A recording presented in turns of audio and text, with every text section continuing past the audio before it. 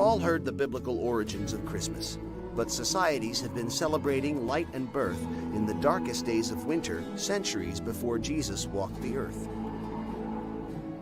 In the Norse country, this winter celebration was known as Yule.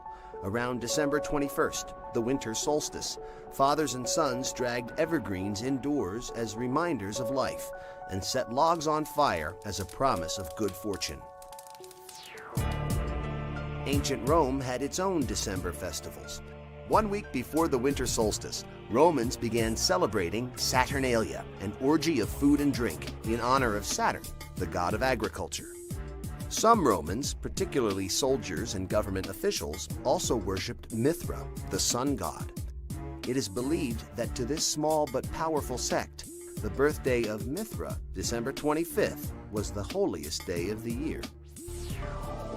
By the 1st century AD, pagan traditions were being challenged as Christianity took hold throughout the empire. But Christ's birth date remained a mystery, since the Bible doesn't mention exactly when he was born. Since pagan Rome already celebrated the birth of Mithra on December 25th, it is theorized the Church adopted the date as the birth of the Christ child.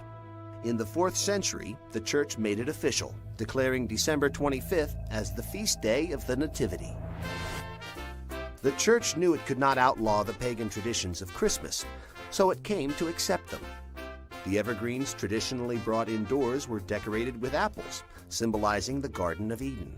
These apples would eventually become Christmas ornaments. The story of Santa Claus also begins in the 4th century with the death of Nicholas, a beloved Turkish bishop. The anniversary of his death became known as St. Nicholas Day. On December 6th, good children woke to gifts from the kindly saint. Bad children sulked away with nothing.